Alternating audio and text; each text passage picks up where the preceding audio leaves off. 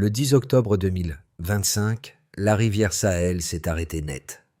Ibrahim Traoré a ordonné sa fermeture, rompant avec des décennies de gestion étrangère et déclenchant aussitôt un choc diplomatique, financier et médiatique. Entre promesses de souveraineté et risques social immédiats, que signifie vraiment ce geste pour ceux qui dépendent de l'eau au quotidien et pour l'équilibre régional? Les premières semaines évoquent déjà une baisse d'approvisionnement d'environ 30% et une poussée des prix du carburant proche de 20%, tandis que des comités de quartier tentent de tenir dans les villes, comme Ouagadougou, et jusque dans les zones rurales autour de Kongoussi. Cette vidéo promet une lecture claire de ce que la fermeture de la rivière Sahel change réellement, au-delà du symbole. Elle montre, en peu de temps, où se cachent les coûts immédiats et quels leviers peuvent transformer une crise en transition. L'enjeu est double. Reprendre la main sur une ressource vitale sans casser la stabilité économique et sociale. Car une décision souveraine peut libérer, mais elle peut aussi exposer un pays à des pressions extérieures, à des ruptures logistiques et à une inflation qui frappe d'abord les plus vulnérables. Et pourtant, un détail souvent ignoré revient sans cesse. La réaction interne n'a pas suivi le scénario attendu. À Zéro-Sir-Djerdous, des techniciens burkinabés, appuyés par des unités militaires, prennent le contrôle des stations hydrauliques. Quelques heures plus tard, l'opération est confirmée publiquement et la fermeture de la rivière Sahel devient un fait politique irréversible. Ce qui surprend dans le récit disponible n'est pas seulement le geste, mais sa cadence. La coupure ne se limite pas à une vanne. Elle touche aussi des systèmes automatisés longtemps pilotés par des opérateurs étrangers et même des accès à des données météorologiques hébergées hors du pays. Dans cette séquence, Ibrahim Traoré apparaît moins comme un décideur isolé que comme le point de bascule d'un rapport de force ancien, décrit comme enraciné depuis 1947, avec des contrats jugés opaques et une dépendance devenue structurelle. Ainsi, la rivière Sahel était présentée comme une ressource vitale, mais aussi comme un symbole. L'eau, ici, sert de miroir à la souveraineté. L'onde de choc, elle, est immédiate et biface. D'un côté, l'extérieur réagit vite. Inquiétude d'institutions financières, rumeurs de suspension de prêts, hypothèses de sanctions, nervosité des marchés et relecture brutale du risque pays. De l'autre, l'intérieur ne se résume pas à la crainte. Le texte insiste sur un contraste. Alors que certains parlent de sabotage, une partie de la population y voit une libération et un droit recouvré. C'est ce contraste qui referme la première boucle de curiosité ouverte plus tôt. Si le coût est réel, pourquoi l'adhésion n'a-t-elle pas disparu? Par exemple, à Ouagadougou, des habitants se constituent en comité de quartier pour organiser la distribution de l'eau. L'initiative est décrite comme pacifique, concrète et surtout décentralisée, comme si la crise forçait une nouvelle place pour les citoyens dans la gestion d'un bien public. Passons maintenant à la suite. Dans ce récit, le personnage guide n'est pas un individu unique, mais une fonction. Ceux qui maintiennent l'eau en circulation quand le système se dérègle. La fermeture de la rivière. Sahel fait surgir une scène inattendue, où la compétence technique et l'organisation de proximité deviennent aussi décisives que les déclarations politiques. Le texte insiste sur une bascule. La gestion n'est plus seulement verticale. Elle se fragmente en solutions locales, parfois improvisées, souvent coordonnées. Voici un premier exemple. À Ouagadougou, des habitants se regroupent en comité de quartier pour répartir l'eau et limiter les tensions. L'important n'est pas seulement la distribution, mais la logique. Règles partagées, priorités explicites et une tentative de prévenir la compétition entre voisins. Cette micro-architecture sociale agit comme une digue contre l'escalade, au moment même où l'extérieur évoque des sanctions et où les marchés réévaluent les risques. Voici un deuxième exemple. Dans les zones rurales proches de Kongoussi, des agriculteurs remettent en service des canaux d'irrigation abandonnés depuis des décennies, avec l'appui d'ingénieurs locaux. Le geste est décrit comme modeste, mais il illustre un point crucial. L'adaptation ne dépend pas uniquement de ressources nouvelles. Elle dépend aussi de la capacité à réactiver des infrastructures et des savoir-faire déjà présents, mais négligés. À ce stade, l'impact précoce se lit en miroir. La pénurie crée de la pression, mais la réponse collective crée une nouvelle forme de légitimité pratique. C'est là que la décision d'Ibrahim Traoré cesse d'être un simple symbole. Elle devient un test de gouvernance partagée. Au fond, la souveraineté se mesure à la capacité d'organiser. Avant l'aube du 10 octobre 2025, la rivière Sahel reste un système routinier, automatisé, encadré par des opérateurs étrangers décrits comme présents depuis des décennies. Après l'aube, le même réseau devient un levier politique, une rupture technique et un signal envoyé au monde. La question qui s'ouvre ici est simple et tranchante. Qu'est-ce qui exactement a été coupé ce matin-là? Et pourquoi les effets se sont-ils propagés si vite? À 06h12, des techniciens burkinabés, soutenus par des unités militaires, prennent le contrôle des stations hydrauliques. Les automatismes pilotés par des entreprises européennes sont interrompus. Le geste est présenté comme direct. Il est aussi coordonné. Il ne ressemble pas à une panne. Il ressemble à une reprise en main. À 07h, un autre verrou tombe. L'accès à des serveurs météorologiques contrôlés par des opérateurs étrangers est coupé, entraînant une première vague de perturbations. Ce détail compte parce qu'il élargit la scène.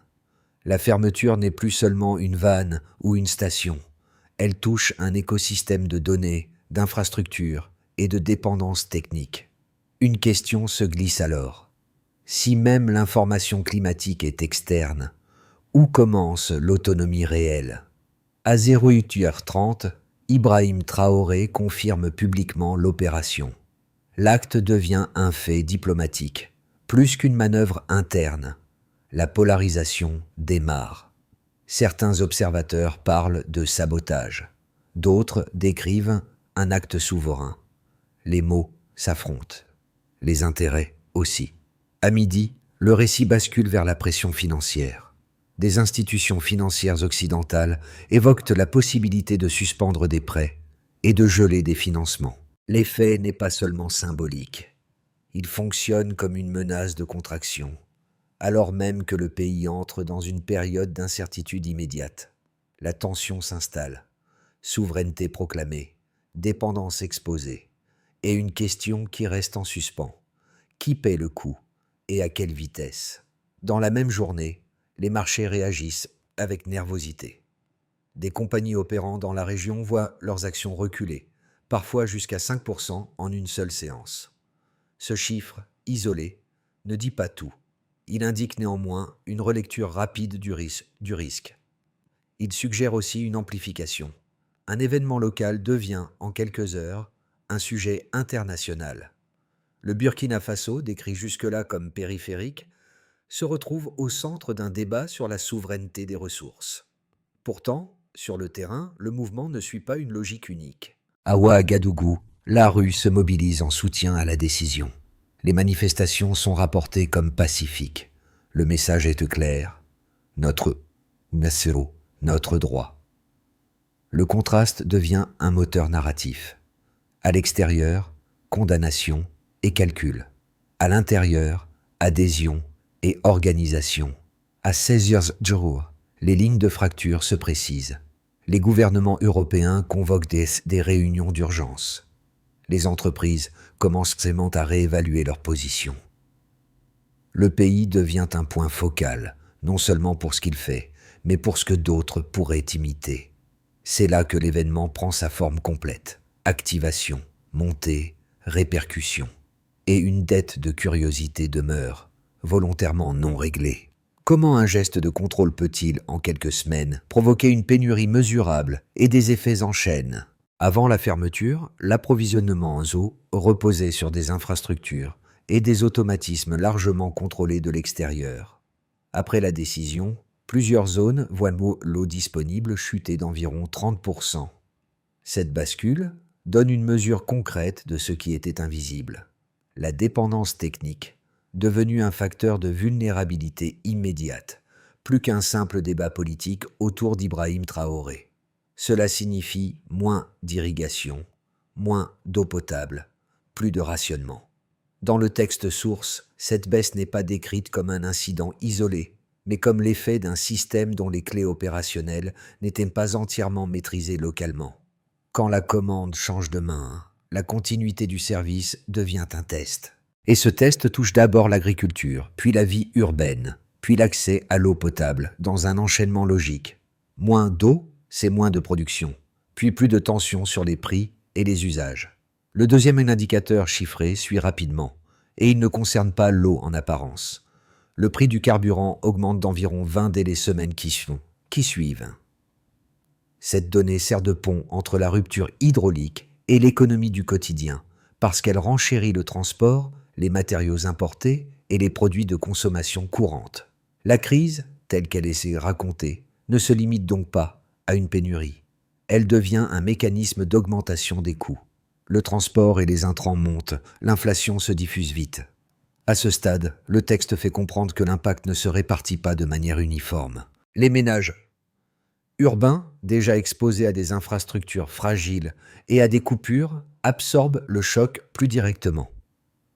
Les producteurs agricoles, eux, subissent une double contrainte, l'eau qui manque et les intrants qui coûtent davantage. C'est aussi à ce moment que la réaction communautaire prend une valeur économique, au sens strict. Quand des comités de quartier organisent de la distribution, ils réduisent le coût social du désordre. Quand des agriculteurs réhabilitent des canaux, ils protègent une part de production. Le troisième chiffre renvoie à la pression sur les acteurs étrangers présents autour de la ressource. Certaines entreprises enregistrent des pertes de bénéfices entre 25% et 40% dans les 2 mois suivant la fermeture. Le texte présente cette baisse comme un signal de vulnérabilité. Des modèles économiques construits sur l'accès à une gestion externe se retrouvent exposés quand le contrôle devient national. L'idée n'est pas seulement que des profits reculent, mais que l'équilibre antérieur reposait sur une configuration désormais contestée. Leur dépendance à l'eau rend le modèle d'affaires fragile déjà. Ces 3 repères numériques ne racontent pourtant qu'une partie de l'histoire, et le texte insiste sur ce point. À côté des tensions, il décrit une transition en train de se former. Des solutions locales, des ingénieurs mobilisés, des circuits de gestion collective. Autrement dit, les chiffres signalent la douleur du court terme, mais ils éclairent aussi ce qui était masqué. Sans autonomie technique, la souveraineté reste une déclaration. Avec une autonomie en construction, la souveraineté devient une capacité mesurable. Les critiques internationales les plus sévères s'appuient sur un premier argument robuste. Une rupture brutale d'une ressource vitale crée un risque systémique. Dans le texte source, la baisse d'environ 30% de l'approvisionnement en eau apparaît dès les premières semaines, avec un impact direct sur l'agriculture, la vie urbaine et l'accès à l'eau potable.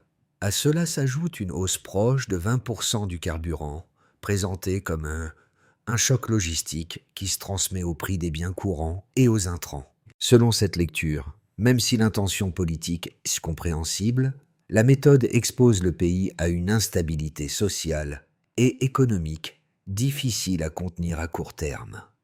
Un second argument, souvent invoqué par des institutions et analystes financiers, concerne la contrainte externe. Le texte évoque des menaces de suspension de prêts, de gel de financement et la possibilité de sanctions, ce qui peut assécher des marges de manœuvre au moment où l'infrastructure doit être stabilisée. Les pertes annoncées pour certaines entreprises étrangères, estimées entre 25% et 40% en 2 mois, sont alors interprétées comme le signe d'un retrait ou d'une réduction d'activité, susceptible d'aggraver la contraction. Dans cette logique, la dépendance technique décrite depuis des décennies rend la transition trop lente pour absorber un choc aussi rapide. Face à ces 2 thèses, une défense tout aussi structurée apparaît, portée par des acteurs locaux et des analystes africains. Si la dépendance est si profonde, la continuité apparente du système masque une vulnérabilité politique. Le texte insiste sur le fait que la gestion de l'eau et même l'accès à certaines données climatiques étaient liés à des opérateurs extérieurs avec des contrats décrits comme opaques. Dans ce cadre, l'acte associé à Ibrahim Traoré est présenté comme un levier destiné à rendre visible ce qui était invisible. Qui contrôle l'infrastructure, contrôle le pays, même sans occuper le territoire. La réponse la plus équilibrée, à partir des éléments fournis, tient en une articulation simple. Le court terme semble effectivement coûteux, mais il révèle aussi les conditions minimales d'une autonomie durable. Les comités de quartier à Ouagadougou et la réhabilitation de canaux près de Kongoussi montrent une capacité d'absorption sociale qui ne supprime pas les chiffres, mais en modifie la trajectoire possible. La question centrale devient alors moins « fallait-il couper ?»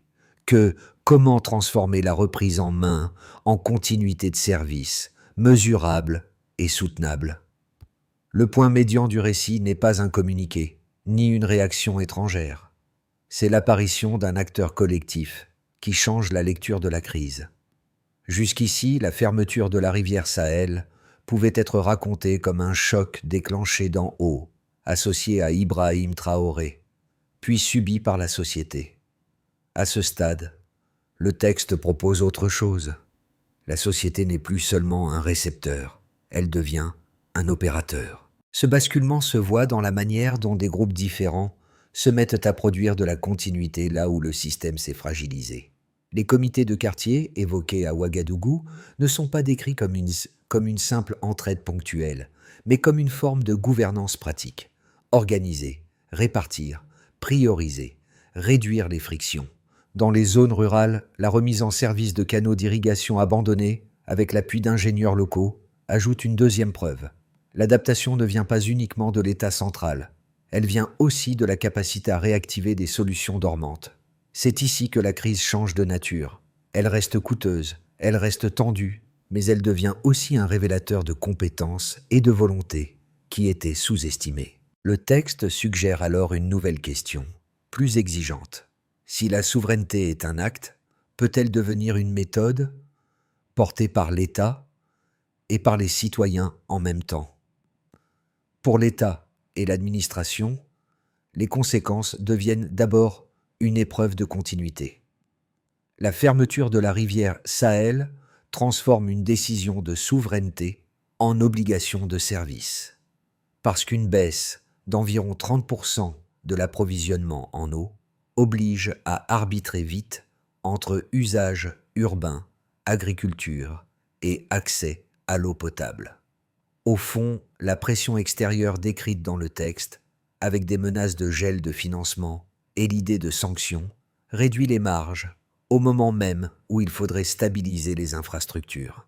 Ibrahim Traoré se retrouve alors associé à une équation concrète: tenir la ligne politique tout en évitant que la pénurie ne devienne un facteur de désordre interne. Pour les entreprises, le choc est double, à la fois opérationnel et financier. D'un côté, la raréfaction de l'eau perturbe les activités qui en dépendent directement, surtout dans les secteurs liés à l'agriculture et aux chaînes d'approvisionnement. De l'autre, le carburant augmente d'environ 20% selon le récit, ce qui renchérit le transport, les intrants et une partie des biens de consommation, avec un effet mécanique sur les coûts. En parallèle, certaines sociétés étrangères installées autour de la ressource auraient enregistré des pertes de bénéfices entre 25% et 40% dans les 2 mois, signe d'une vulnérabilité quand le contrôle change de main. Ce mouvement alimente une réévaluation des positions. Suspendre, réduire ou renégocier, avec des effets de second tour sur l'emploi et la circulation des marchandises. Pour les ménages et les citoyens, l'impact est immédiat et très visible parce qu'il touche l'eau et les prix. Une baisse d'approvisionnement de l'ordre de 30% signifie, dans la vie quotidienne, davantage de fils, plus de rationnement et une tension accrue entre quartiers si la distribution n'est pas organisée. La hausse du carburant proche de 20 cents pèse ensuite sur le panier courant, car elle se transmet au transport et à une partie des denrées, aggravant la fragilité des foyers déjà exposés. Pourtant, le texte insiste sur une réponse sociale qui modifie le scénario attendu. À Ouagadougou, des comités de quartier apparaissent pour gérer la distribution et réduire les frictions. Cette capacité d'auto-organisation devient un amortisseur, sans annuler la difficulté, mais n'empêchant que la pénurie ne se transforme automatiquement en chaos. Pour l'espace régional et l'environnement géopolitique, l'événement agit comme un signal qui dépasse les frontières. Les marchés et les gouvernements étrangers réagissent rapidement, au point que certaines actions de compagnies opérant dans la zone auraient reculé jusqu'à 5% en une journée, indicateur d'une nervosité instantanée. D'un côté, l'extérieur parle de sabotage et renforce la pression diplomatique. De l'autre, le récit souligne des soutiens et des convergences possibles avec des voisins comme le Mali et le Niger dans les mois suivants, si une coopération se structure. Ibrahim Traoré est alors perçu, selon les camps, comme un facteur de déstabilisation ou comme le déclencheur d'un débat sur la souveraineté des ressources, avec un risque d'effet d'exemple. La question régionale devient donc moins morale que stratégique. Comment éviter que la reprise en main d'une ressource ne produise des tensions en chaîne, tout en ouvrant une voie de gestion plus autonome? Dans les 6 à 12 prochains mois, 3 trajectoires ressortent du récit, non comme des prédictions, mais comme des chemins conditionnels. Elles dépendent d'un point central: transformer une décision de rupture en capacité de gestion, sans aggraver la pression sociale ni se couper des marges financières nécessaires à la stabilisation. Imaginons d'abord un scénario de base, une stabilisation relative, mais sous tension. Les autorités poursuivent l'audit des infrastructures hydrauliques et obtiennent une modernisation partielle des stations, tandis que les comités locaux consolident des circuits de distribution et que des solutions techniques plus adaptées se diffusent progressivement. L'inflation, alimentée notamment par le carburant déjà en hausse, demeure contenue sans disparaître. Sur le plan extérieur, les tensions persistent, mais ne se durcissent pas. Les menaces de gel de financement restent un levier de pression plutôt qu'une fermeture totale. Ce scénario suppose une discipline de gestion et une continuité de service suffisante pour éviter une spirale de mécontentement. Imaginons ensuite un scénario optimiste, où la crise devient un catalyseur de transformation. La pénurie initiale accélère la montée en compétences locales. Ingénieurs, techniciens et organisations de proximité améliorent la résilience du réseau. Et l'adaptation rurale protège une partie de la production agricole. La coopération régionale se renforce, notamment avec des voisins cités dans le récit, et des partenariats africains émergent autour d'infrastructures et de solutions énergétiques, ce qui réduit la dépendance aux technologies externes.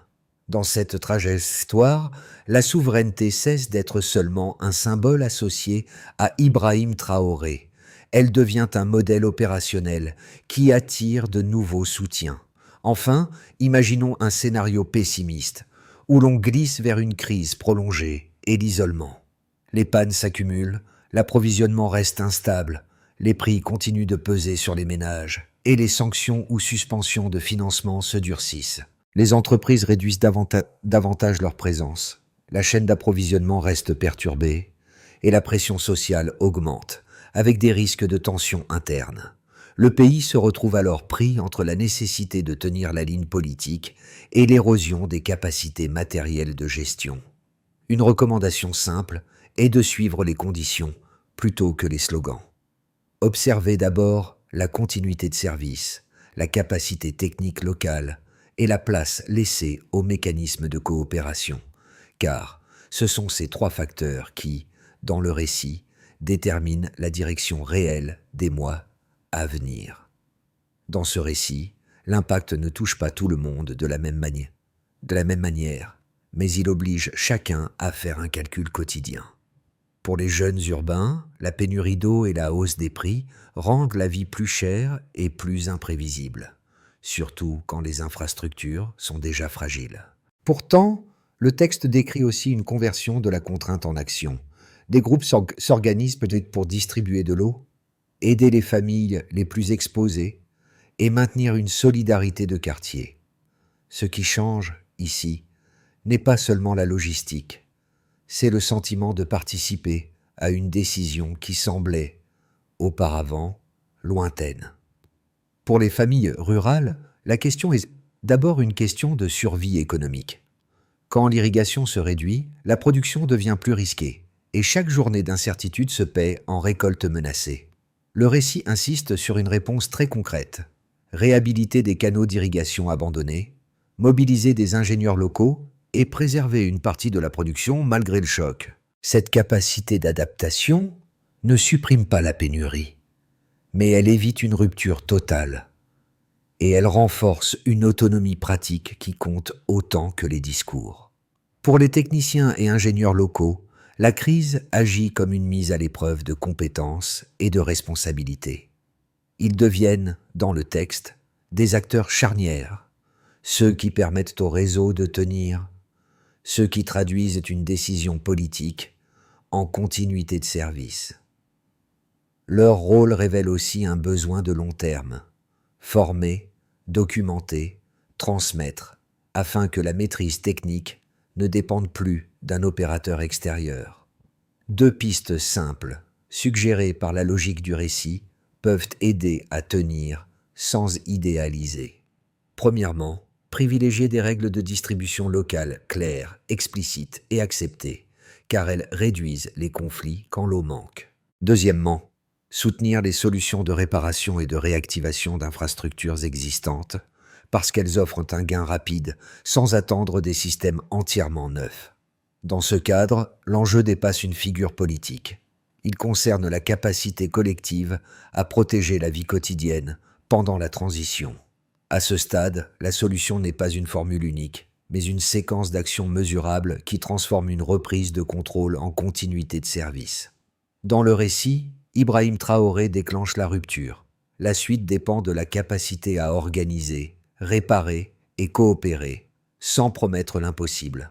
D'abord, l'État pilote un audit complet des stations hydrauliques et des systèmes de gestion, immédiatement et de manière continue. L'objectif est d'identifier ce qui est opérationnel, ce qui est obsolète et ce qui dépend encore de commandes externes. La mesure simple est la réduction des interruptions non planifiées et la stabilisation progressive des volumes distribués, là où la baisse initiale a été la plus visible. Ensuite, les ingénieurs et techniciens locaux prennent la main sur l'exploitation quotidienne, avec un plan de formation accéléré.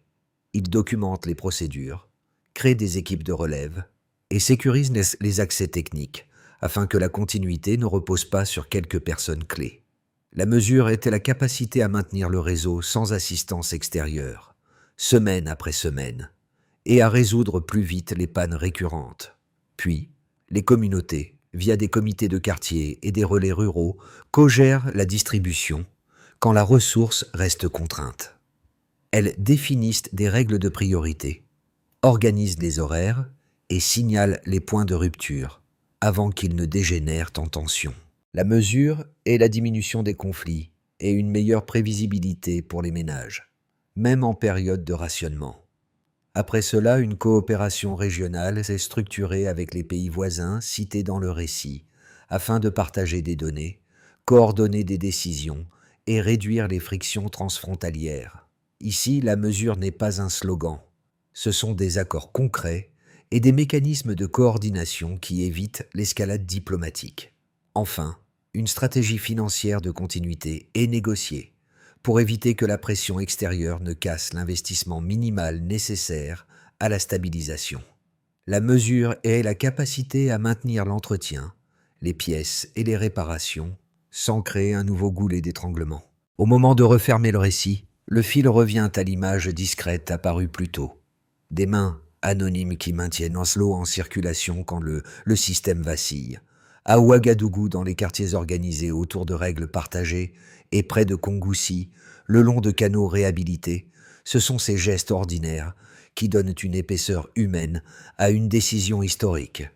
La fermeture de la rivière Sahel n'est plus seulement un événement daté. Elle devient une épreuve vécue, prolongée jour après jour. Dans cette perspective, Ibrahim Traoré cesse d'être uniquement associé à l'instant de rupture.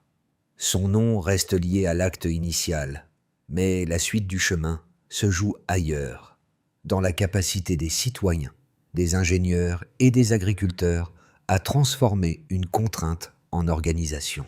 Le texte suggère que la souveraineté ne se consolide pas par un discours répété, mais par une série d'actions tenues dans le temps, souvent silencieuses, parfois fragiles. Ce rappel est essentiel parce qu'il empêche une lecture héroïque trop simple. La crise n'est ni effacée, ni embellie. Les pénuries, la pression sur les prix et l'incertitude demeurent. Pourtant, un autre message s'impose progressivement.